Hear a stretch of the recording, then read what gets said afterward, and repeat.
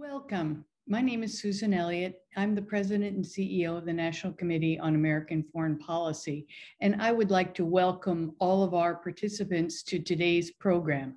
We have a really interesting topic to discuss: cybersecurity and U.S. foreign policy, addressing strategic and policy priorities in the new administration.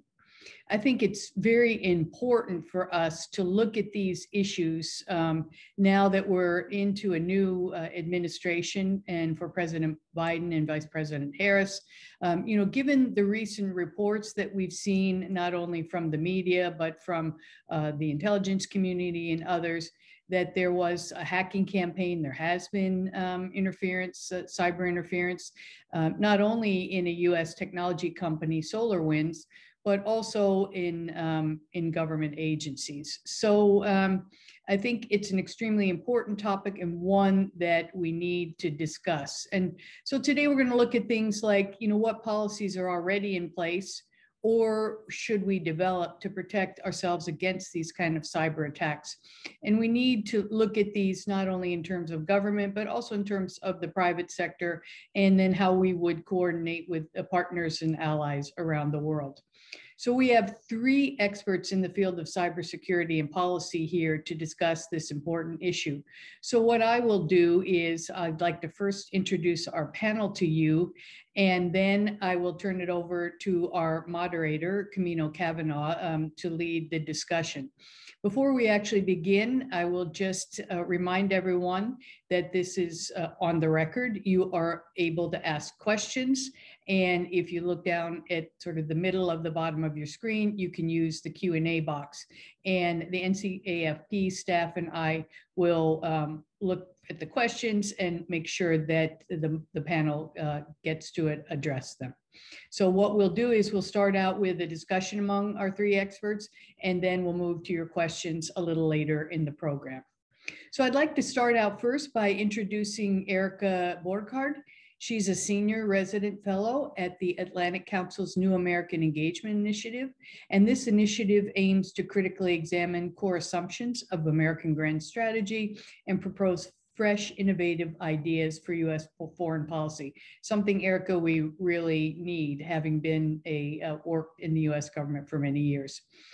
Erica also continues to serve as a senior director for the U.S. Cyberspace Solarium Commission, which is a congressional commission established to develop a comprehensive national strategy to defend the United States in cyberspace. Erica received her PhD in political science from Columbia University. So welcome, Erica. Our other panelist is Christopher Painter, and he is a globally recognized leader on cyber policy, cyber diplomacy, cybersecurity, and combating cybercrime. He's been at the vanguard of cyber issues for over 27 years and was the world's first cyber diplomat at the U.S. Department of State, serving as its inaugural coordinator of cyber issues. An area I think, having worked at State, is an extremely important one, and we were glad you were able to lead it, Chris. He also serves as a commissioner on the Global Commission for Stability of Cyberspace and has been involved with the Global Forum on Cyber Expertise since its launch in 2015. The moderator of today's discussion is Camino Cavanaugh, who has been involved in and a friend of the National Committee on American Foreign Policy, as of all our experts, for a number of years. She is the visiting senior fellow with the Department of War Studies, where she obtained her PhD in 2015, examining the historic relation between the state and information technology. She's also a non-resident scholar at the Carnegie Endowment for International Peace, where her research focuses on international security, governance, and emerging technologies. She also continues to be actively involved in several UN advisory bodies and working groups focused on cyber and technology issues. And that's one area we will discuss because some interesting developments have happened at the UN over the past few weeks. So I'll turn the discussion now over to Camino, and thank you all, not only to our panelists, but our participants for participating in today's important discussion. So over to you, Camino. So thank you so much, Susan. It's really an honor to be to engage once again with the National Committee. And just looking through my files last night, I noted that it's almost a decade since Edie Holbrook and I first sat down together at a cafe in Midtown Manhattan to discuss the possibility of developing a program on cybersecurity for the committee.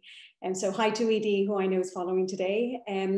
I think a lot has happened in this area since the first roundtables were held at the committee back in 2011, 2012. And it's a delight, honestly, to see that the committee is taking up the issues again. But just to recap, I mean, since then we have witnessed ever increasing dependency at home and globally on digital technologies, accelerated evidently this past year by the pandemic. A remarkable expansion of the nature and scope of cyber-related threats, as well as growing convergence with those emerging around other technologies, including artificial intelligence. Some progress on the normative framework within which cyber threats and responses to those threats are considered, and significant changes evidently in the US political landscape, as well as significant shifts in the broader international strategic landscape and context.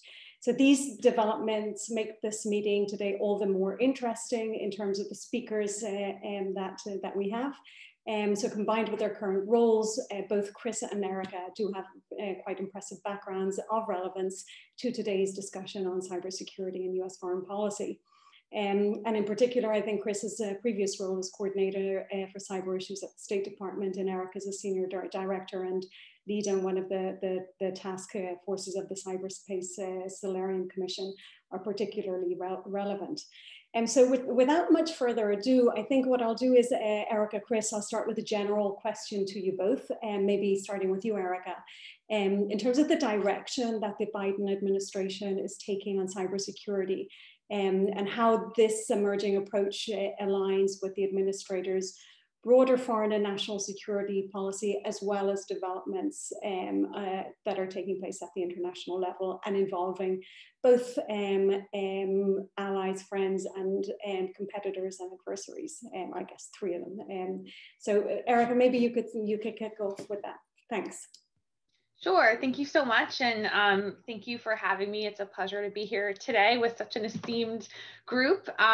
So in terms of, my thoughts about the Biden administration and the direction that the administration will likely take when it comes to cyber strategy and policy, I think we're still sort of in the emergent phase. And so there are a number of important steps that will be taken over the course of the next, 12 to 18 months that I think will give us a bit more to glom onto in terms of getting a more tangible understanding of where the administration will go. That said, I think that, President Biden, when he was campaigning, said that cybersecurity would be among the administration's top priorities. And I think that we're seeing that already.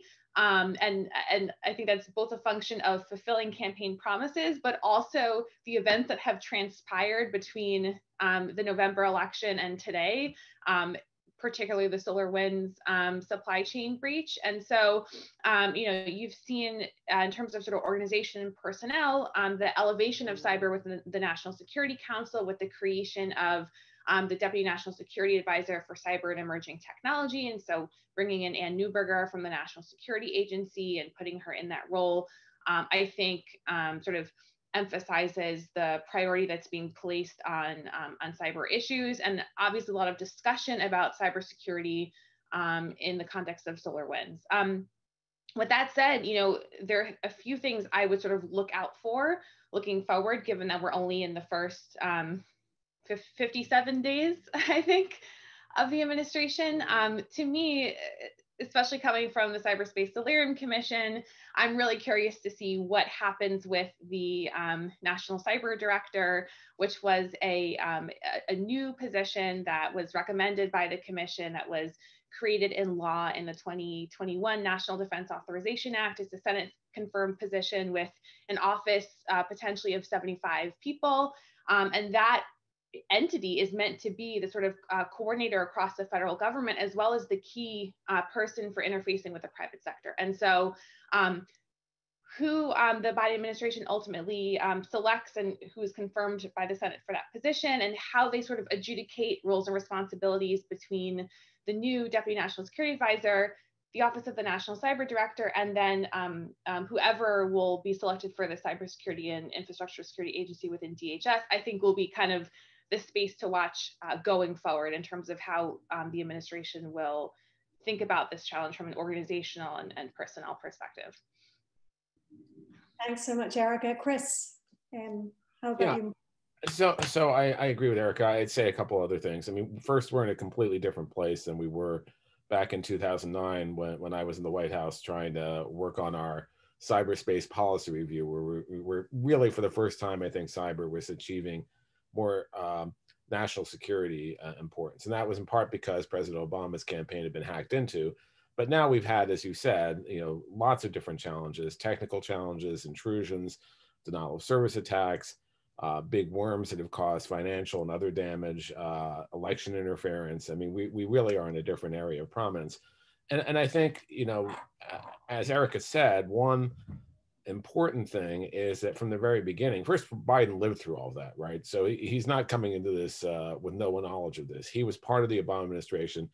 Among other things, he helped lead the effort to try to get China to come to the negotiating table over widespread theft of intellectual property, where we actually reached a deal. I helped negotiate that with China, which had an impact for a while, where both countries agreed, and then the G20, we agreed that no country should steal intellectual property to benefit the commercial sector. Espionage is a different thing. Everyone does it, but this is different. It took a while to get there. There was an impact for a couple of years, and that dropped off, I think, when there was no longer an incentive, where the relationship between the two countries had deteriorated. So he's aware of that. He's aware of other things we've seen, which is important. You had, not just in the campaign, but very early on in the administration, and here, the big SolarWinds hack, and now the Microsoft Exchange server hack, which in some ways I think is even more serious in terms of leaving lots of systems open to further attack by ransomware and other actors. So you have these two things happening right in the beginning of the administration. And there's this old phrase, never let a good crisis go to waste. And so, I think that the fact that these happen have highlighted this issue even more as something that this administration has to deal with as a core national security and economic security issue, which is important. So as I see it, one of the biggest problems we've had is, despite all the attention to this issue, it's sort of been episodic. Something big happens, people care about it, then they don't care about it anymore. And we have to move beyond that. We have to stop treating cyber as this boutique technical issue where people are like, I don't understand that, I'm running away from it. And we need to mainstream it as the core issue of our national security policy, our economic policy, our human rights policy, and ultimately our foreign policy. And indeed, there was progress in that. In the office I started in the State Department, the work that's been done even during the Trump administration, and I think the work that's going to happen, that's great. But we need to really build on that. The last thing I'll say here, and there's much more to talk about, is that policy is people, as people often say, and this is not a group that's starting from scratch. At the State Department, Tony Blinken was deeply involved. I worked closely with Tony on issues related to cyber when he was there as Deputy Secretary. Wendy Sherman, who's coming in hopefully as the political undersecretary, is someone who worked with us to do regional engagement strategies for cyber, so she's well aware of these issues. And then you have at Homeland Security, the Ali Mayorkas knows these issues. Jake Sullivan was aware of these issues and dealt with them. So you don't have to spoon feed this group. You don't have to bring them up to speed. And you've seen this even in the first meeting with China, where already Tony Blinken has raised the issue of Chinese aggressive actions in cyberspace right away. So this is not something that's going to fall through the cracks. And I think that's very important. Now, as Erica said, let's see the tail of the tape. There's lots more to do in the next 12 months. There's not just the National Cyber Director. There's a commitment to elevate and strengthen my old office. There's a commitment to work with partners and allies much more than the go it alone America First Trump administration. There is most importantly a commitment at the White House that this is important, which Trump never did. No matter what his officials did, he never did. And that means with Russia, with China, with Iran, with North Korea, but also nationally, and that's really important. So yes, cumulative policy experience and moving away from a more reactive approach to one that's more sort of preemptive, or not preemptive, I don't want to mention that word. That's coordinated. I'd say more coordinated and strategic. Coordinated and strategic. Yes, let's not go there. Erica, do you have anything to add to Chris and what Chris has just mentioned? Yeah, you know, I agree. This is going to be quite an uninteresting panel if we just go back and forth agreeing with one another. But, you know, I agree with and would echo everything Chris said. I do think in terms of one point that Chris made that I think is really important in terms of how we think about cyber as an issue, and how it can't be episodic or this kind of esoteric, weird thing that, you know, becomes important and then kind of goes away. I think that you know, situating cyber within the broader context of US foreign policy and grand strategy, you know, we have to start thinking about cyber as, you know, one of a number of different ways that adversaries in other states and the United States as well, you know, aims to achieve a number of different types of objectives. And, you know, so I think we need to move away from thinking about cyber as a cyber problem and sort of more meaningfully integrated both in how we talk about it and also how we incorporate it into strategy and policy as part of sort of broader geostrategic and economic challenges. And I do think that, you know, the conversation is starting to get there in Washington, but I still think that there's a ways to go. So I think, you know, Chris's point about that is really important. The other thing too, in terms of thinking about, you know, the Biden administration and its approach to cyber strategy, and particularly, you know, how it's addressing these challenges posed by Russia and China. I do think that there's still some sort of lingering path-dependent strategic concepts that we need to really start reassessing and, you know, reinvigorating some and discarding others, right? And so, you know, for me, what really stood out about the SolarWinds issue, and you saw this not just within the Biden administration, but also, you know, on the Hill and in commentary in you know, the Washington space, was that, well, we need to respond and we need to, you know, convince Putin that like this is something bad that he can't do again. And I think that we tend to sort of default to this sort of deterrence and retaliatory mindset when we think about cyber.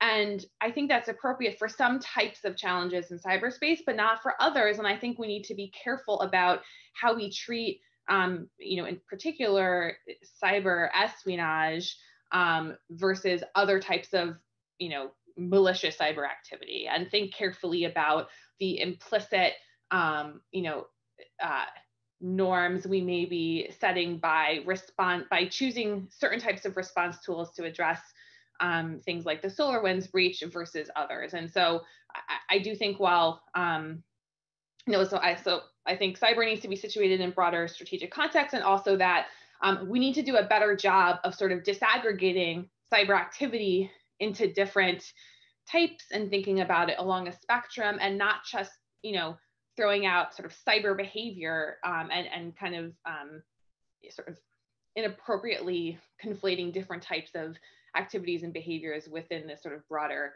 umbrella. Because you know, from my perspective, they're quite different. You know, disruptive attacks are quite different from espionage, which is quite different from intellectual property theft. And we need to, I think, have a bit more nuance in the tools that we apply to address different types of challenges within cyberspace. So I'm sure you want to move on to the next question, Camilo, but I don't disagree with what Erica said, but I'd say a couple things. One, when we've treated cyber as a core issue, we have a China issue, we have a Russia issue, we have an Iran issue, we have a North Korea issue. They're not just cyber issues, as you said.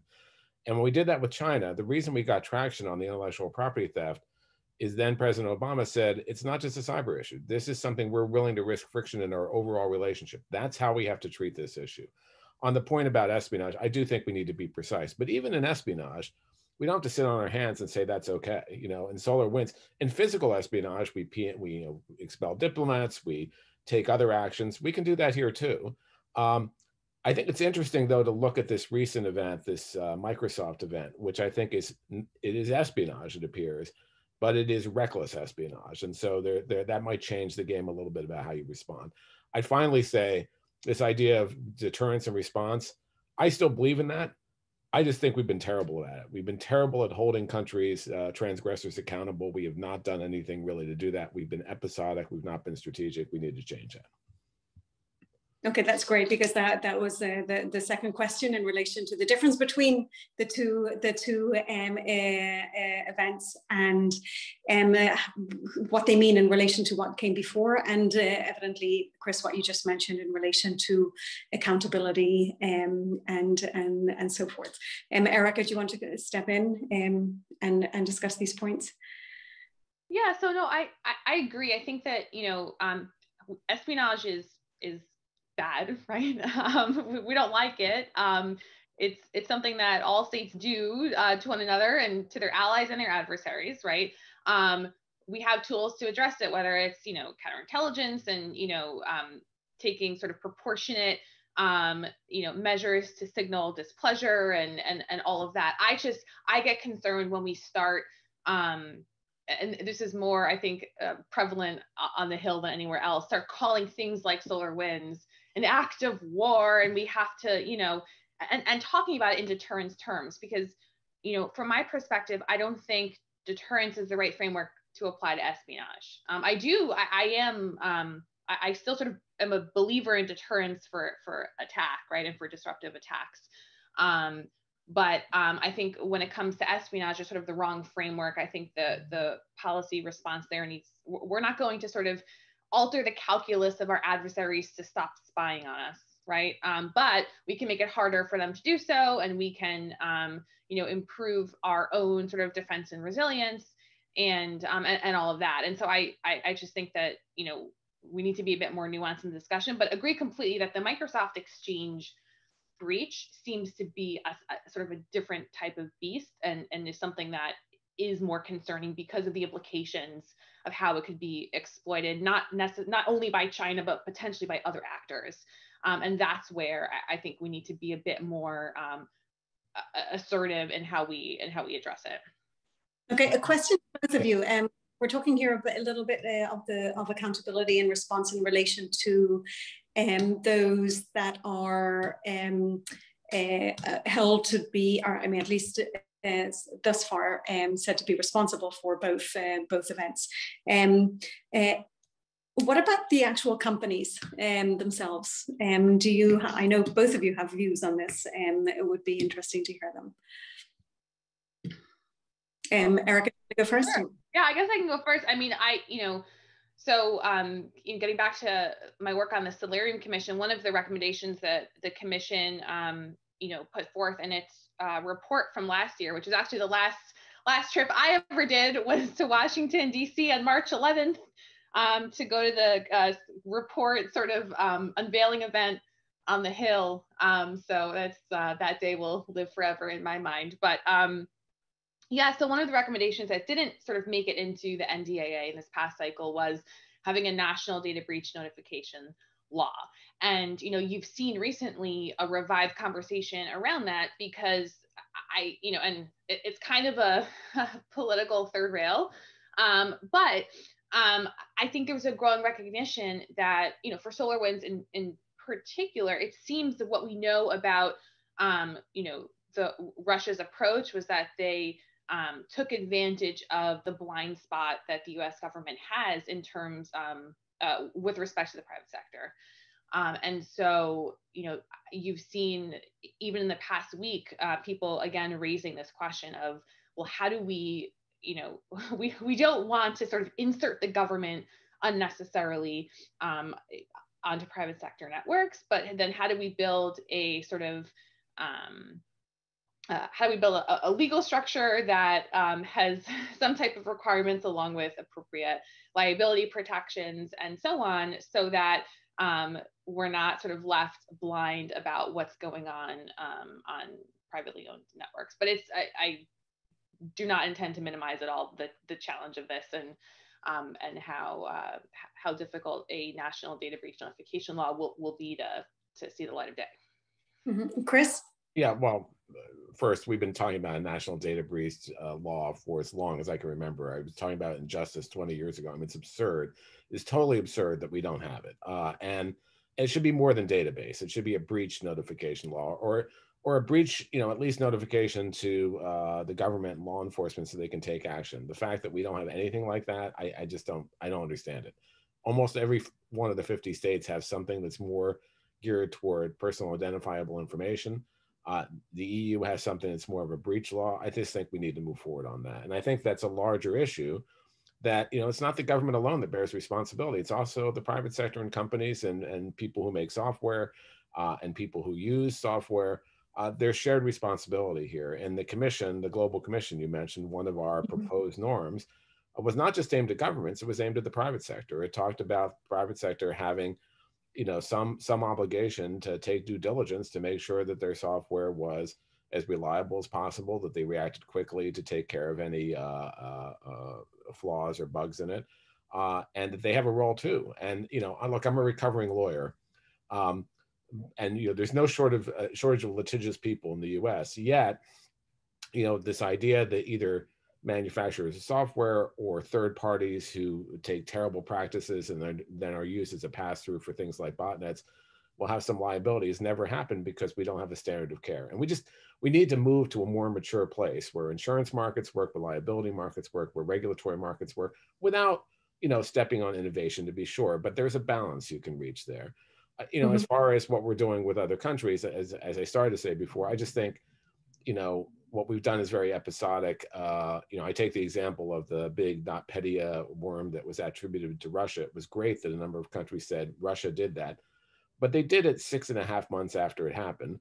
And they said, and there will be consequences. That's the wrong message to send. You have to have something that's visible. The contrast, and this is one of the problems, is like the Skripal poisoning. Theresa May said it was Russia in 7 days. They had a group of countries who acted 7 days later. We need to move toward that in cyber. So it's both going after the bad actors in a non-escalatory way, but also looking at hardening our targets and figuring out how we do it. We've talked about market forces now for 30 years and they haven't worked completely. So we need to address that. Yeah. And where do you think, both of you, that the discussion at the moment amongst experts, especially in the US, and I think, Chris, you're in a couple of those groups, I'm not sure, Erica, but I'm sure you are, that just as you mentioned, Chris, that many of these discussions have been taking place for more than 30 years, if not more. When is that discussion going to happen? When are those policy moves going to happen? Look, I give credit to the SolarWinds Commission, for instance, of really trying to move the ball forward legislatively. Again, I think there's more uptake in this administration.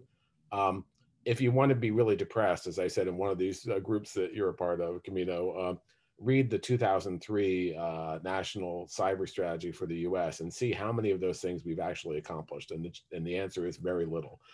So we keep having the same conversation. So we need to really, I think, push this. I'm happy we've gotten some of the proposals through in the NDAA, but the NDAA isn't the only vehicle for moving this. I think we really need to treat this really as a, it goes back to what I said in the beginning. It has to be a national level issue. We have to address this. I hate it when people say wake up calls, because we've had about 90 wake up calls and we keep falling back to sleep.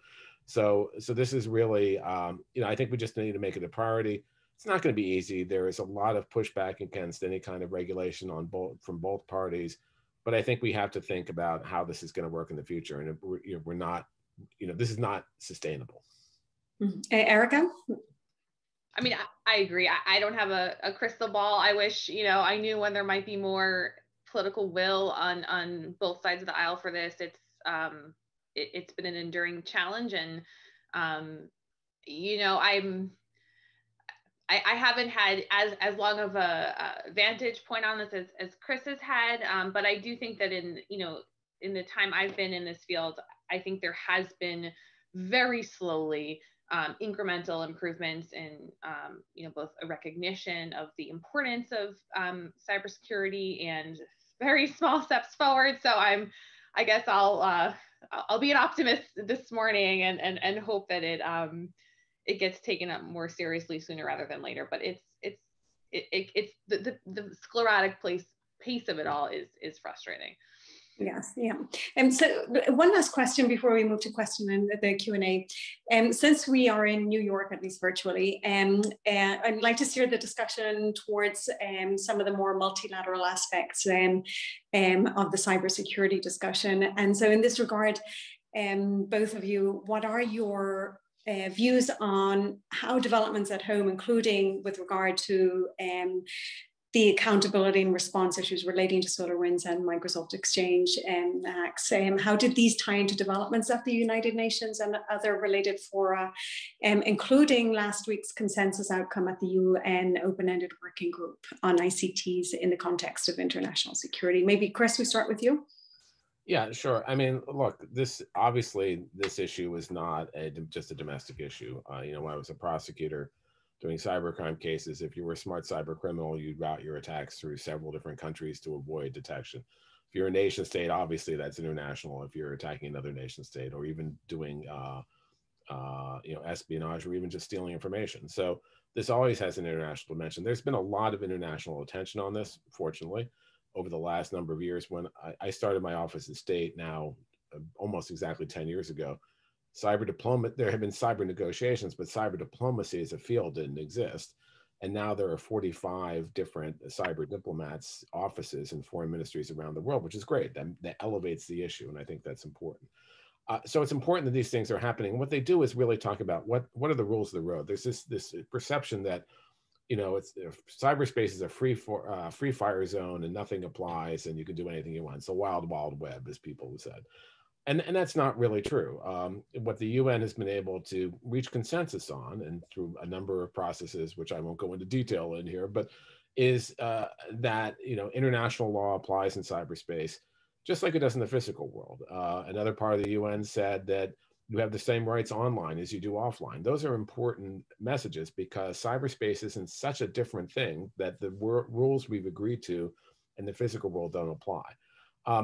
But then a lot of the things we've seen are below those very high thresholds. We don't really see cyber war. We see a lot of bad cyber activities. So the other, I think, really important development over the years in the UN is an agreement to certain norms of behavior. Don't attack the critical infrastructure of another country absent wartime. Wartime, there are rules about proportionality and distinction, et cetera. But absent wartime, don't do that. Don't go after the computer emergency response teams. They're like the hospitals or the ambulances, and a lot of other really good norms. And then there's been this emphasis on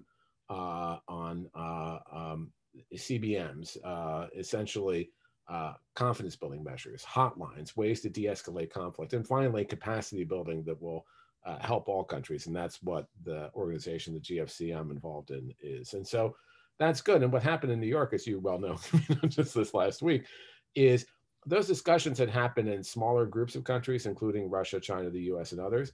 Although they've been affirmed at the UN at a higher level, there was, for the first time over 2 years, a discussion of all countries, 191 countries, I guess is the number, I think.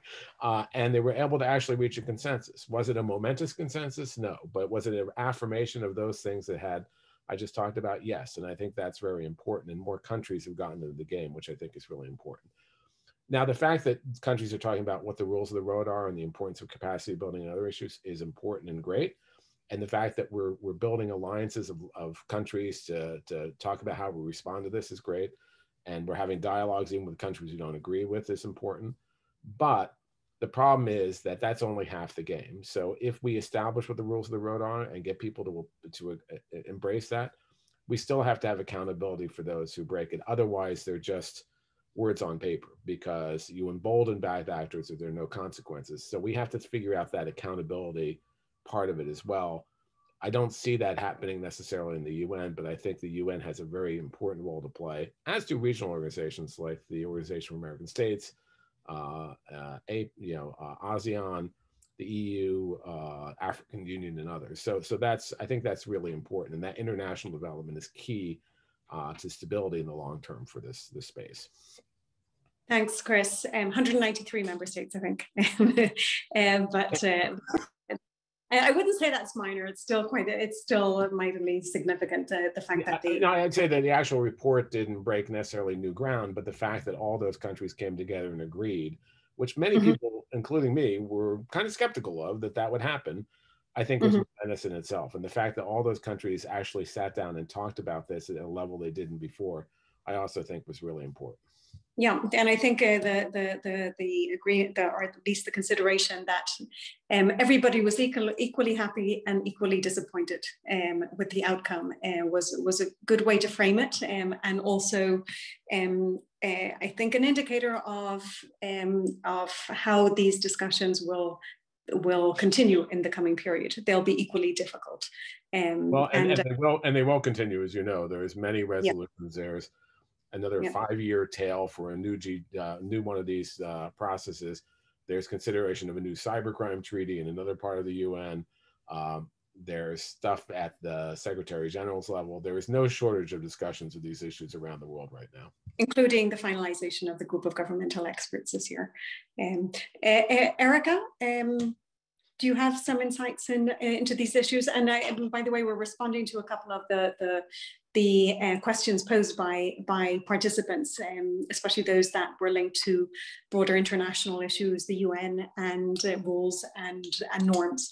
So Erica, any other insights would be very grateful. Yeah, so I think, obviously this is an area where Chris has a lot of experience and background. I echo his his reaction in that it is the achieving consensus in itself, even if the content doesn't break new ground, is an important step, particularly given, and obviously the OEWG was different from the GGE process, but particularly given kind of the disappointment with the prior GGE process, I think this is a good step. I guess, from my perspective, and Chris made this point too, getting to a consensus on what are norms of acceptable behavior is important, but then figuring out how you actually implement that and enforce that, that's where the rubber meets the road in terms of the challenges. And I think, again, being optimistic this morning, I think that, the Biden administration is clearly prioritizing diplomacy sort of in general as the lead when it comes to foreign policy and outreach, and strengthening and reinvigorating alliances, but also engaging with competitors as well. I think that that is a good sign for thinking about how cyber diplomacy fits within the broader administration's strategy. But I do think we need to have sort of the more difficult conversation of how you actually enforce these norms. And also, I think the United States needs to for these norms to be meaningful, we all have to abide by them, and that includes the United States. And so, are we willing to, constrain ourselves and limit our behavior in some respects, and communicate and find a way of communicating that we're doing that in order for these norms to be meaningful? And I think that's where the difficulty will lie going forward.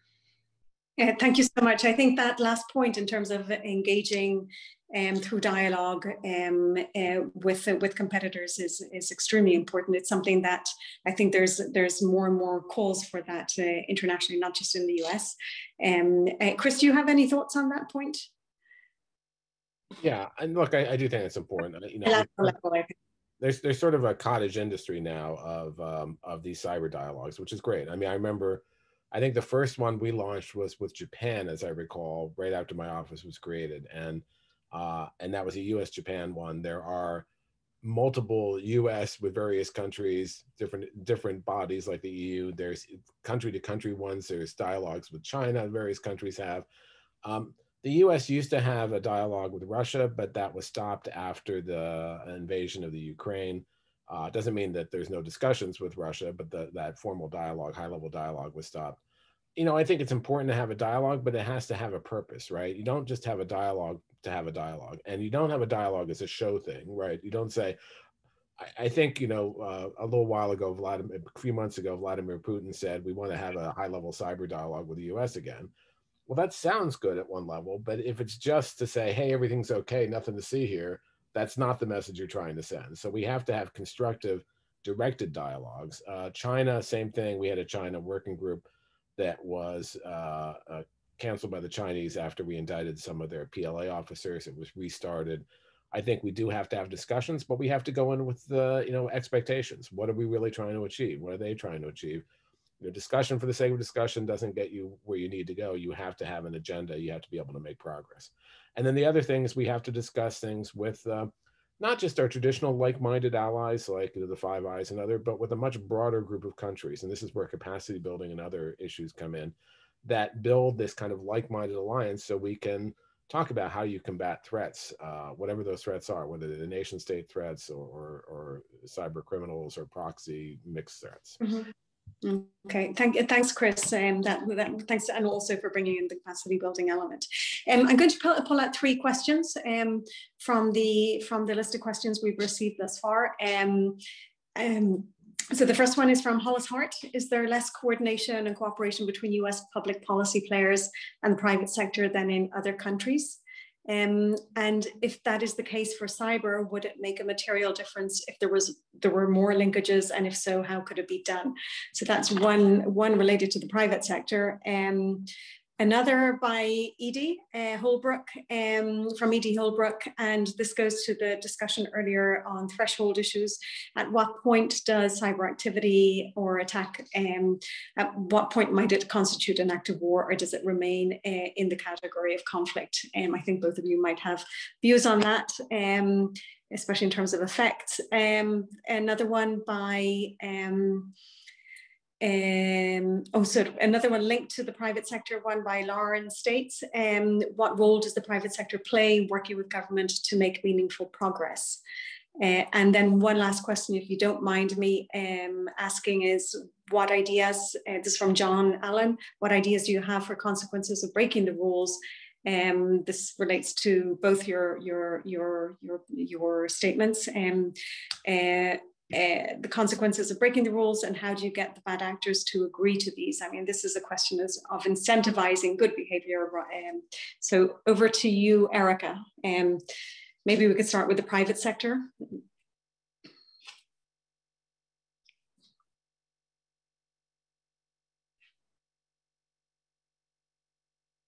Erica? Can you hear me? Yes, now we can, yes. Sorry, I thought I unmuted, I guess I didn't. Yes, in terms of the private sector, I think that there's a lot of work that needs to be done. I do think in the United States, we are, somewhat unique in terms of the relationship between the private sector and the government, and, the sort of separation between those entities for the most part.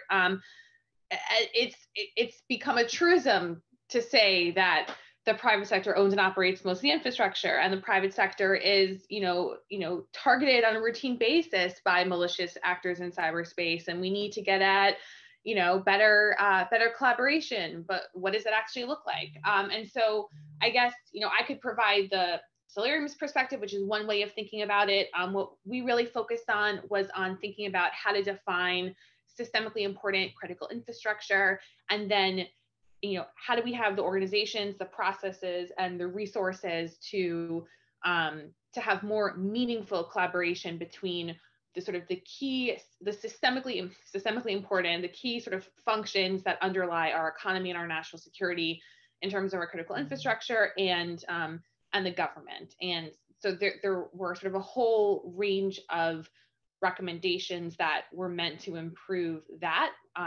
The National Cyber Director was one, but also having sort of a joint collaborative environment where the government and the private sector, it's a technical environment where government and the private sector could have sort of real-time, meaningful, shared understanding of the threat environment, having a joint cyber planning office within CISA, where the private sector would be involved in doing joint campaign planning and exercising. And so there's also recommendations that get at how to think about the private sector potentially as a consumer of intelligence collection about cyber threats to their networks and systems. And so, there have been different visions that are articulated for how to improve that relationship.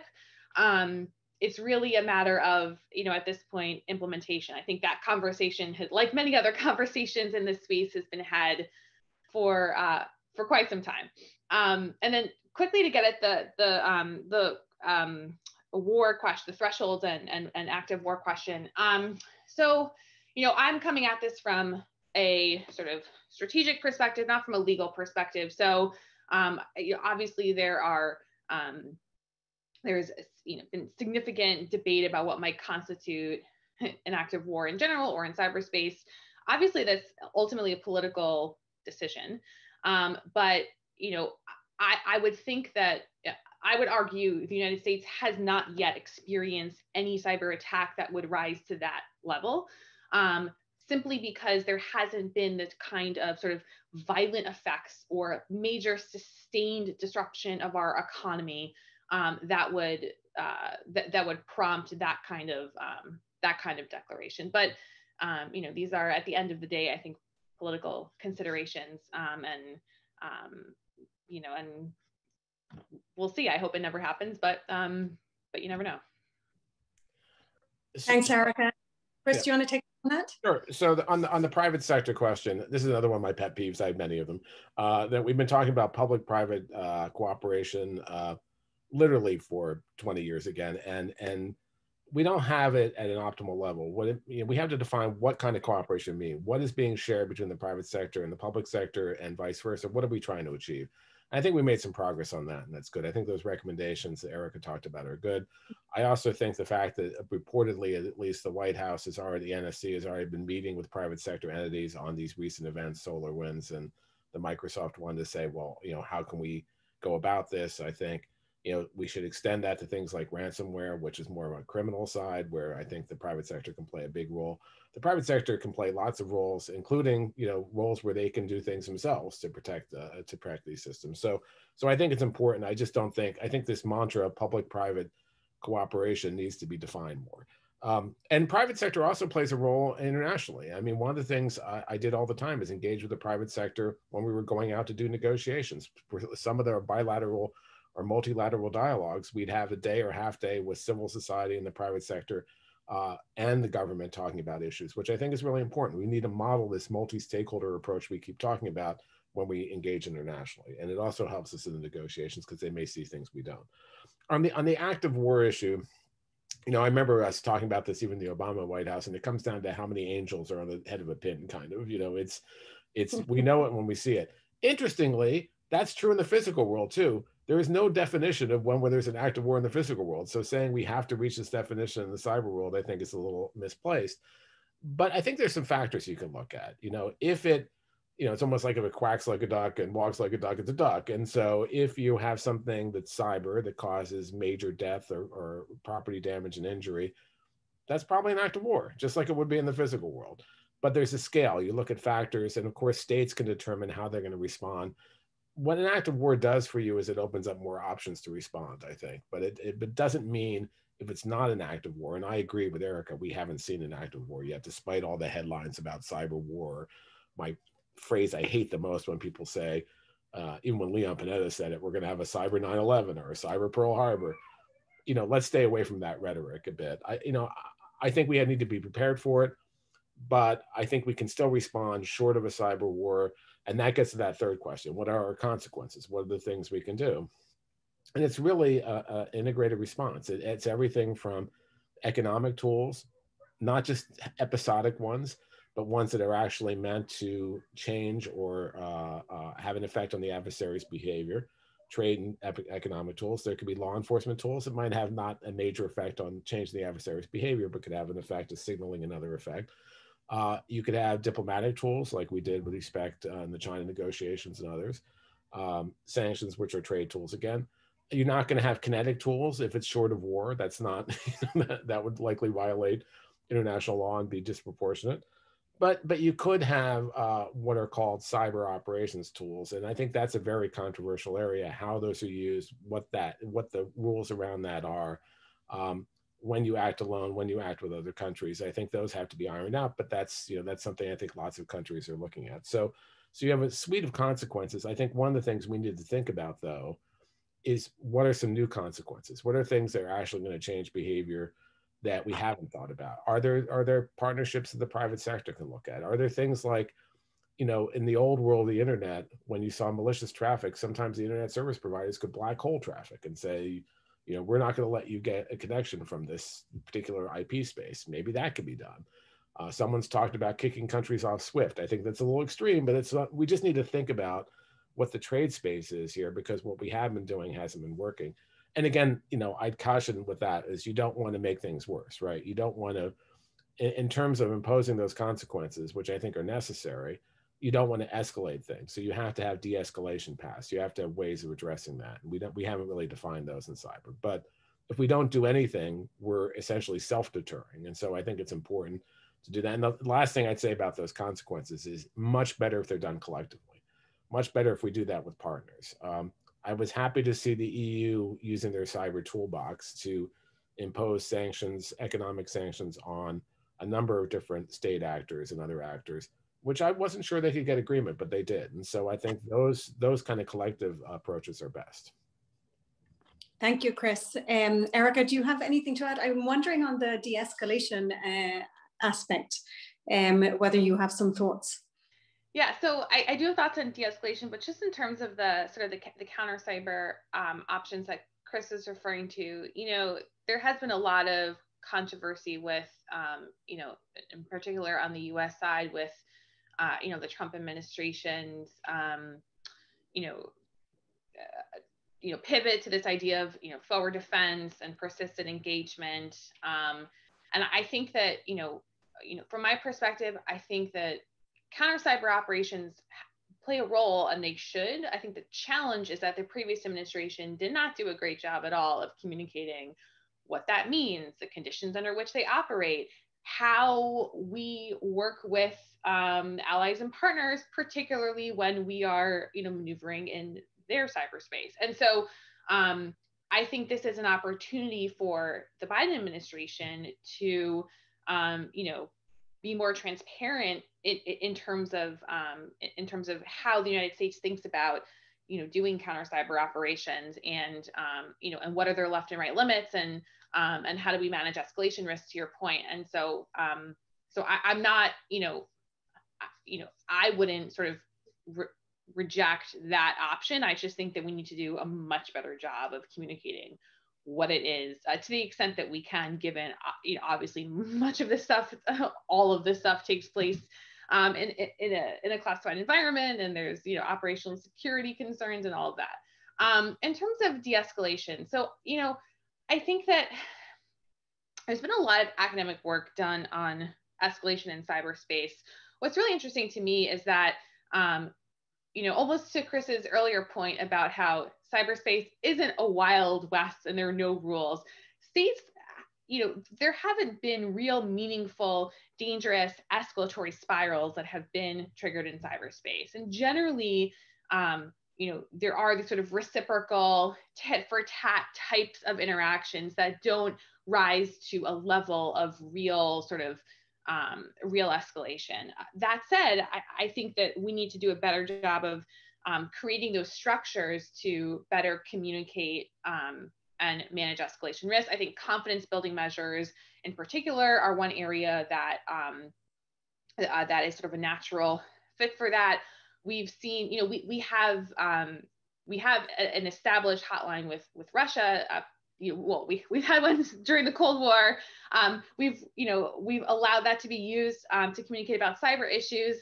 You know, that's on a bilateral basis. Figuring out how to do that on a bilateral basis with other states is going to be more challenging. You know, how do we communicate with Iran, for instance, to manage escalation risk? That's a far more difficult challenge than it is with a state like Russia.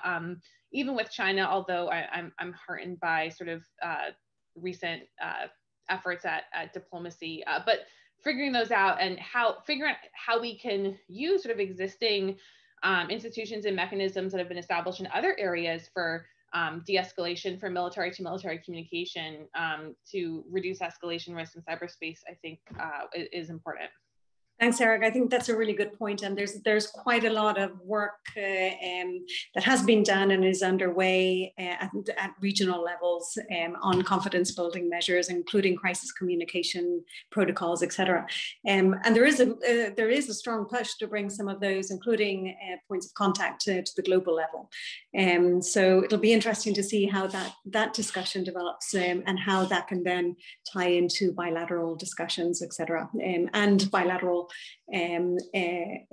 talks and crisis management confidence building exercises. Susan, do we have any time left for a final question, or should we wrap up at this stage? I think maybe we have just a little time for a final question, or if the three of you want to give some final thoughts. One question I had for both of them would be, in the discussion about election interference, do they have any thoughts for policies on how the federal government might coordinate so that one state or another doesn't come under attack by a cyber attack in terms of elections? Excellent question, Susan. Chris, do you want to start?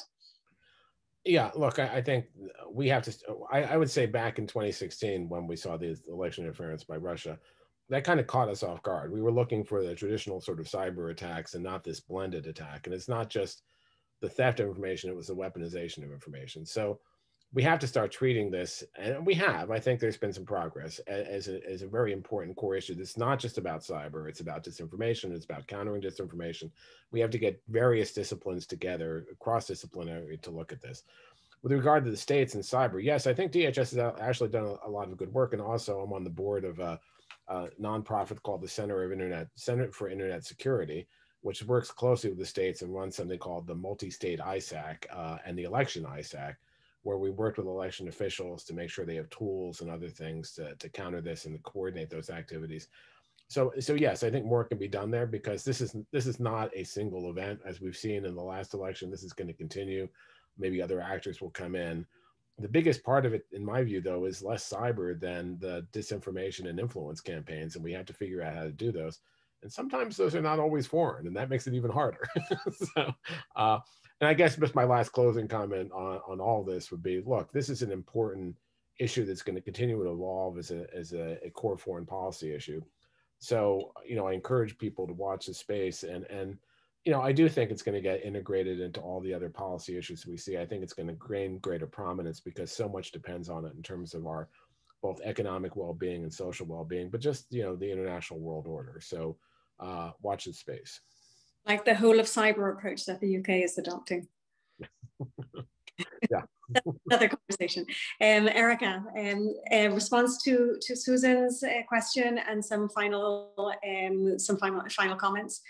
Sure. Yeah. So I would echo Chris's points about the, specifically with DHS, the great job that they've done in the recent election.